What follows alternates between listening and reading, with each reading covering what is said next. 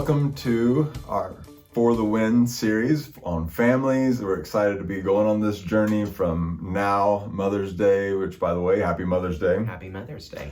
From now until Father's Day, we'll be in this series. So that's a long stretch, but families are important here at FCOG. Absolutely. We say we want your family to win, and so we want to cover a different strategy or principle each week through this series that we believe helps us win as families. No matter what stage or season of life you're in, there's always family life to take into consideration and to really help develop healthy and winsome families. Right. And we understand we have a diverse set of groups in our mission groups here at FCOG. And so as we go through this series, there's going to be some weeks that potentially, we may have some groups like, how does this apply to me? And we're going to really try to help with that as much as we can. But we really do believe that the principles that we're going to be covering in this family series apply in our homes, yes, but also in the family of faith, in our other relationships in life. And so we're excited to dive into it. Right. So for instance, today, the bottom line is to begin with the end in mind, which is a great place to start the series, but also is a foundational principle that helps our families succeed primarily around the idea of faith. Right. I mean, it's hard to get to the destination you want to get to if you don't have it in mind when you start your trip, right? It's a basic principle. You'll end up somewhere. You're right. It may not have been where you wanted to end up. And that's just it, right? It takes an intentionality, a vision of where it is that I think we all have kind of an idea or a concept of where we'd like to end up, the kind of legacy we would like to pass on, but without a lot of intentionality and kind of considering what is that finish line, so to speak, that I'm trying to aim for, we become aimless, perhaps, as we're running the race. So as we begin this series, we're really asking you to, what is your vision, right? What is your vision for what you want your life to look like and what you want to pass on to the people around you and to the generations that are coming behind you? That's an important question that every generation has to ask.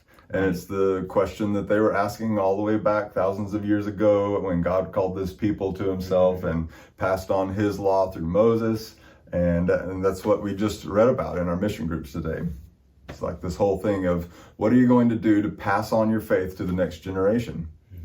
And there was some really good advice in there. And I think you're going to have a chance to really dive in and discuss some of that and in practical ways of what does that look like in our life and culture? But let's just talk for a second, why is it so important to be that intentional like God described in passing on his commands, for instance?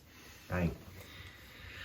I mean, one thing that comes to mind quickly to me is that there are so many competing voices for our attention, for our time, for our affections. And so it would be very easy for us to take a detour, even unintentionally, or a detour that would unintentionally take us off course from our actual desired end game. So keeping that at the forefront is so crucial in a world where there's so many voices and inputs, that are coming into our lives.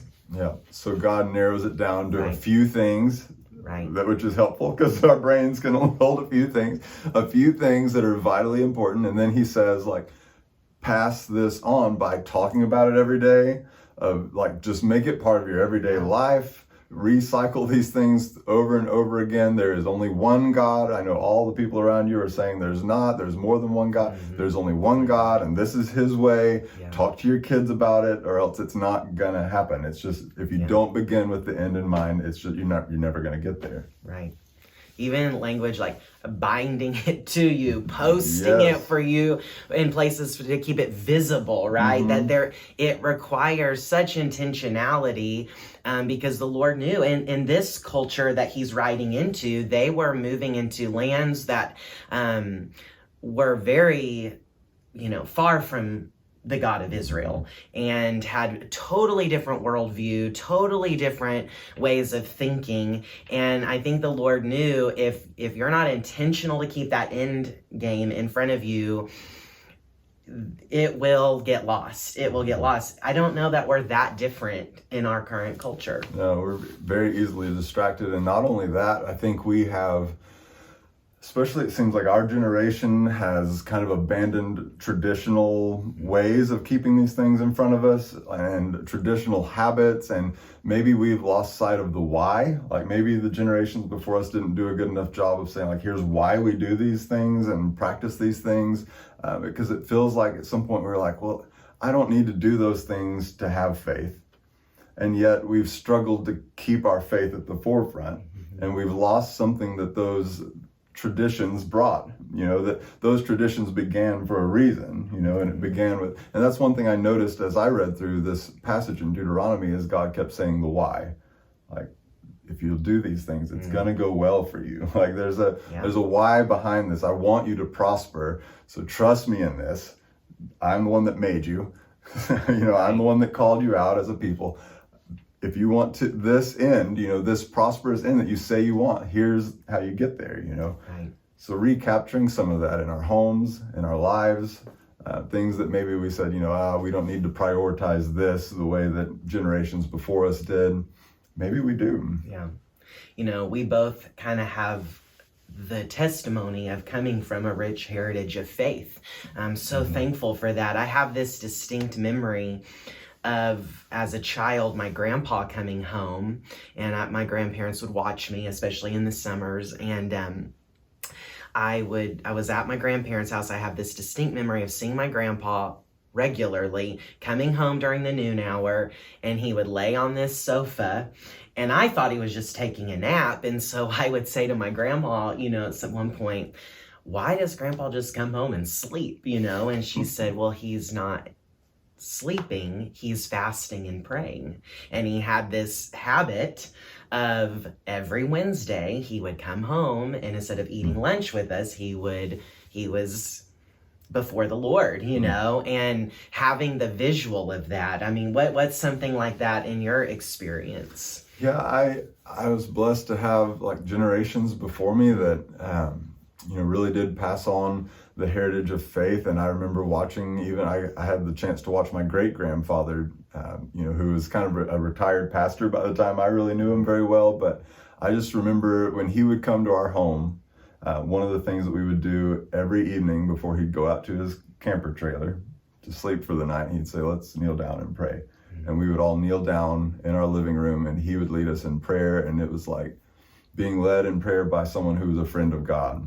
Is what it felt. It was a powerful moment every time, and it was inspirational to me. And I remember as a kid saying, someday I want to have faith like that. Yeah.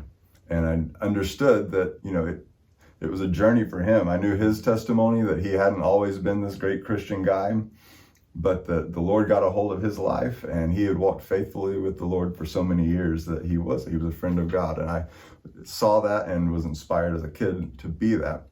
But I also had friends, my best friend at that time actually came from a family who did not have a heritage of faith, but his parents decided to start that in their life. Like after, they were the ones with the rough past, but at some point God got a hold of their lives, and they began a heritage of faith in that generation and passed it to the next generation. So I think it's important for us to know that no matter who you are or where, what your family tree has looked like in the past, right. What matters is what are you going to do with it? Because you may receive a great heritage of faith and not pass it on. Right. Or receive no heritage of faith and pass it on. Yeah. So with it being Mother's Day, maybe it's fitting to talk about that passage that Paul writes to Timothy, this young understudy. And he reminds Timothy of this legacy of faith that he has that actually came from his grandmother and his mother, from Lois and Eunice. They're named in scripture by Paul. And he gives that language of Timothy, fan into flame the gift of faith that God has given you. And I think that's maybe a takeaway, and hopefully something you can discuss today, is no matter what your heritage is, whether it's from a rich heritage of faith, or maybe you are the first generation in your family tree, what is it going to look like to either fan into flame, to rekindle a flame, kind of that picture even on the race, right, of passing that baton perhaps to the next generation and lighting that torch, so to speak. What does that what does that look like practically as you are on whatever leg of the race it is, seeing the end desire? So let's just talk briefly and kind of give some prompts for some of our groups that like this is not a necessarily an easy conversation like it might be in a way for people who, you know, have young kids at home or whatever, you know, like they're actively trying to pass on their faith. But there's other groups that we have that may be students, and they're like, you know, I'm the kid, you know. There may be other groups that like singles or people who just, you know, don't have kids or kids in the home. What can we say for them at this time? Well, first of all, I might even just say, even with those of us who have kids at home, the challenge maybe for us is busyness, the stress, right? That comes from the kind of survival mode almost, and it would be easy to lose sight of that desired end. Be unintentional. And to have the intentionality. So what does that look like for those of us who have kids in the home? Maybe we've seen examples in our grandparents and things and think, well, one day I'll be there, but what would that look like today to kind of be that visible and vocal reminder of tangible faith, right? For our kids. But what about if you're a grandparent or an empty nester?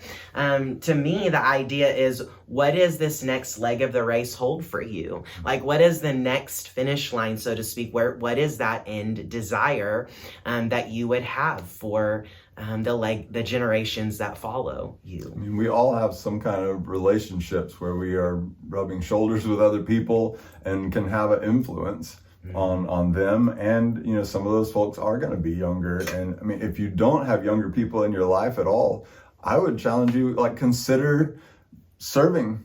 Like, we can give you opportunities to rub shoulders with the next generation and to pass on a legacy of faith. So and to me, for our more established generations, one of the things I would encourage you in is, don't underestimate the power of your story. The transmission of your story of how you have seen God work in your life, the miracles you've seen him perform, the moments where he sustained you and brought you through difficult times.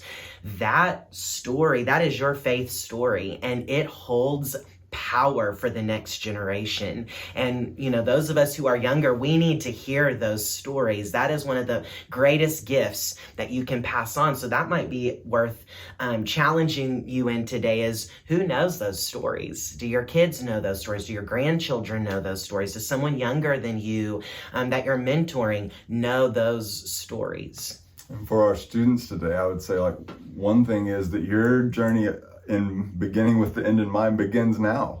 Like, that is now. And you know, someday you are going to be that older person, you know, and beginning with that end in mind of, like, what kind of older person do I want to be? And looking around for some examples of, like, I want to be kind of like that, or I don't want to be like that. And beginning with the end in mind means being faithful even now. But I've also seen students who lead up, in a sense, like, who are the ones who take the initiative, and they're the ones that change their family tree. You know, that's powerful.